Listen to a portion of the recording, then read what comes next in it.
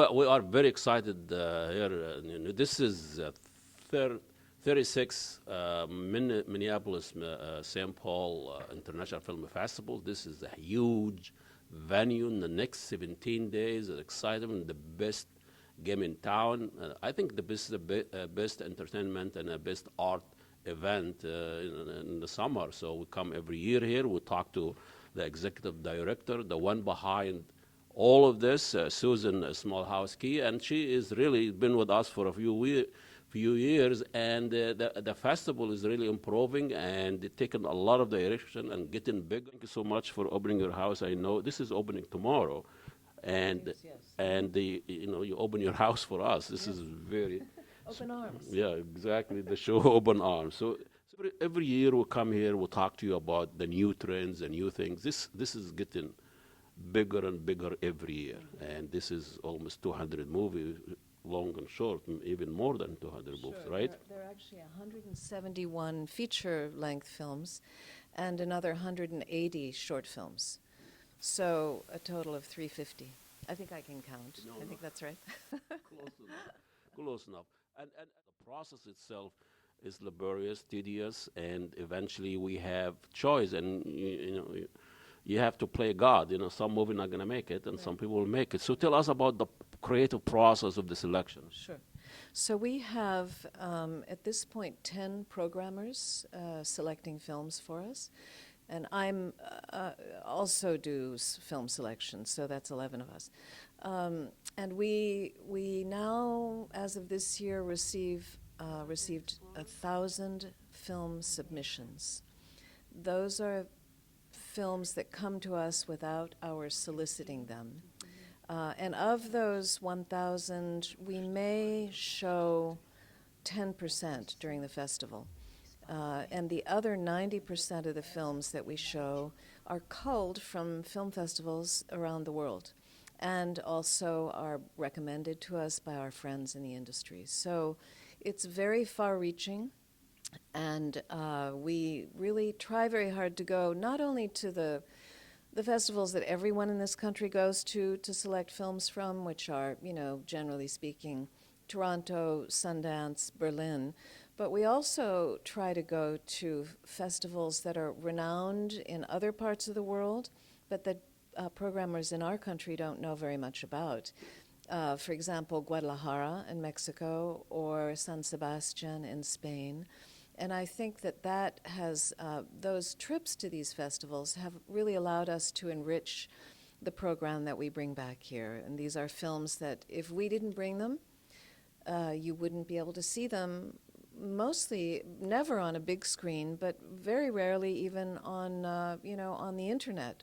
These films are rarely available in that way either. So Even on the internet, you'd be sitting alone and watching the things. I notice here there's a lot of directors coming. There's a lot of venue. There's even features you show and interview yes. about. Talk us a little bit about this too. I Sure. think this is something new. This is new. We have, as of last year, we started what we're calling our tribute programs. And this year we're honoring, so these tributes are to honor filmmakers. And this year we're honoring 2 filmmakers, one of whom anyone who knows the documentary film world will know of Frederick Wiseman. And he is our master honoree this year. We're showing 3 of this really incredibly talented filmmakers' documentaries during the festival. And all 3 of the films that we've chosen to showcase this year are his films about movement. So one is called La Danse, and another is called Crazy Horse, and they will speak for themselves. And the third is Boxing Gym. And we will have a Skype interview with Frederick. Fred, as he likes to be called, he couldn't come in for the festival, but we will be interviewing him via Skype after the screening of La Danse mid-festival. So it's a very exciting moment for us to be able to showcase his work. And then the other honoree whose work we've chosen to showcase this year is Sarah Pillsbury, a name that will be familiar to many people in Minnesota. But not many people know that Sarah Pillsbury has made a career of making films, producing films. She has 19 films under her belt. She has an Oscar, an Emmy, and a Spirit Award. Unusual for a filmmaker to have all three of those coveted awards. And Sarah will be with us for the retrospective that we do of her work, which is over our Midfest weekend, where we're showing three very different films of hers. River's Edge, which was one of her first, Desperately Seeking Susan, with Madonna. That's my film. Yeah, that's your film. Been trying to get it for 2 years now. Oh, yeah. See, I was speaking to that, Ahmed. And I didn't know you made a film out of my misery. And then the third is a fabulous film called And the Band Played On, which was made for HBO. And it's a star-studded narrative film about the AIDS crisis. And it was the first film ever made about the AIDS crisis back at the very beginning of the 90s. You know, I remember when it started at the U of M, and it grows to major, mega event. Tell us a little bit about the changes in the audience itself. Very determined to, welcome the newest populations who are moving to Minnesota to our festival. Obviously, there's been a huge shift in demographic here. I've lived here now for about 20 years, and it's a very different place, Minnesota, from what it was when I moved here. More exciting. More exciting, I think so. I mean, you walk around the streets and you hear Russian spoken, a lot of Spanish, of course, Somali. And we don't only have the largest Somali population outside of Somalia here, as we know, but we have a large Liberian population and Ethiopian. And so we wanted to respond to this reality and have done a lot of work to program films during the festival but also year-round that are reflective of these newest populations. And as a result, and also, as a result of bringing together an advisory group that is representative of these newer populations, we have seen a very significant shift in the demographic in our audience, and it's very exciting. So last year I was standing in the lobby of the St. Anthony Main Theater, which is our hub, and for 5 minutes I had time to stand, and I was just listening. And I heard 10 languages spoken over a 5-minute period. Where else in Minnesota do you find that? All people coming together in this way. So, part of what we want to do is welcome new members of the community, but also we want to really reflect the world. And at this time of some divisiveness, we can put it that way, it seems very important to us that we can rather than be building walls, we can build bridges. What a concept. You're not only having those, this main event with the International Film Festival, you also have a mini festival from different ethnic groups.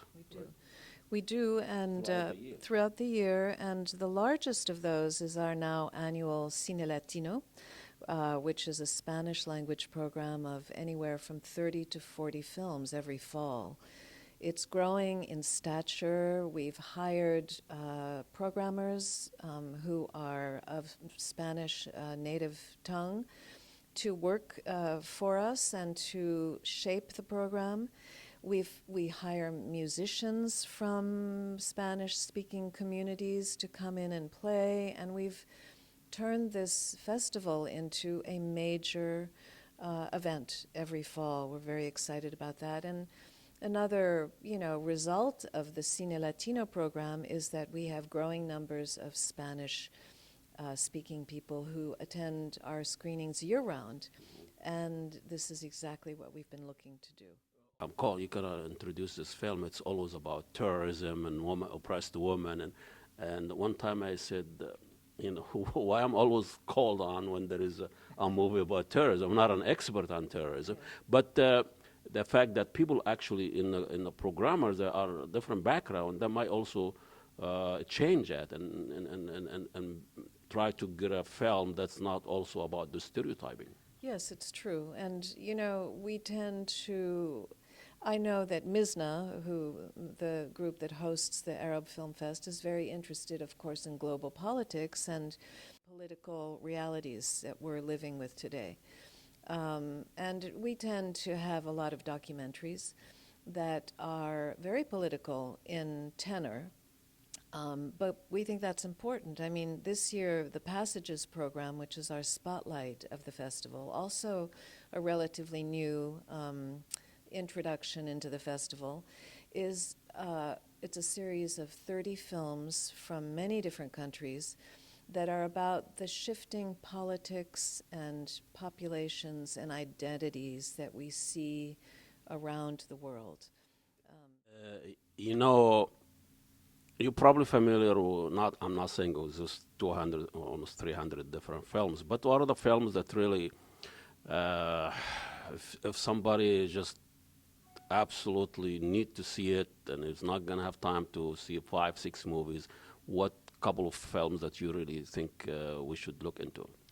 Well, I think that it's always great to see a film if a filmmaker is here with the film. So one thing, and this is part of our effort to include as many women filmmakers as we can. So we have 60 films by women, feature films by women in the festival this year, and one of them is a South Korean film. It's a thriller called The Truth Beneath.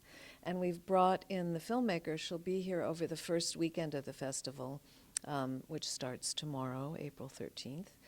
And she, in a very active and very vibrant film industry, the film industry in South Korea today, it's still very male-dominated. And this young woman has really made an impact with her film called The Truth Beneath, so I would highly encourage people to come and see that. Of course, Sarah Pillsbury's films are the retrospective. My personal, it's hard for me to say this, it's not my favorite, but it's one that I look forward to seeing again, is our closing night film. It's called King of the Belgians. It's by a filmmaking duo, woman and a fellow from Belgium, and it's based on a true story about the current king of Belgium, who goes on a state trip to Turkey, and when he's there, there is a cosmic disturbance that does not allow him to leave by plane. And he really needs to leave because while he's there, the Flemish in Belgium have decided to secede from the country, and he has to get back to take care of his people. So, because he can't get on a plane because of the cosmic disturbance, he gets hold of a car. And with his chargé d'affaires and his publicist, he goes on a road trip across Europe. And for the first time in his existence, this kind of gawky, nerdy, tied up, king gets to behave like a human being. And it's wonderful. It's a wonderful road trip. Another one that I think you may have mentioned that you were interested in hearing about is El Clásico, which is another road trip about two Kurdish brothers who, one of whom is in love with a young woman, and the father objects to this relationship. The father is also a huge Real Madrid fan. So the brother who's in love decides that he comes up with an idea, and that is to go to Madrid to take a road trip to get a signature, the autograph of one of the players. And so he and his brother go off on this. Ronaldo. Yeah, really. Superstar. Yeah, right, yeah. Ronaldo. So that's another wonderful. Was he Iraqi, coming from Iraq? Yeah. So this is the kind of things you're not going to see it in the mainstream and big screen and all of that. Sure, it's full of humanity, and I think it's good, as you were saying, for us to remember that even in countries that are blighted by war, everybody is a human being. We've seen people coming from Albertville, Duluth. This is a big venue for us here in the Twin Cities. And we wish you well, and we'll be talking. We'll be talking to you throughout the film and venue. Susan Smoluchowski, she is the executive director of International Film Festival, or Minneapolis, Minnesota International Film Festival, and we're here at her office in St. Anthony, Maine, and the third floor. This is the top floor. Give me top floor, corner floor. This view town and our Mississippi River, the bridge. Thank you so much, and good luck with the next few weeks, and we'll be talking to you. We'll see you next week. 반드시 돌아옵니다. 저는 절대 무너지지 않을 겁니다. 요새를 강요하시는 이유가 뭡니까? 선거고 정치고 뭐고 이제 다 필요 없어. 그런 얘기를 하고 있으면 내가 무슨 말을 할 수 있겠나? 믿어도 되는 사람이라는 걸 증명해봐요.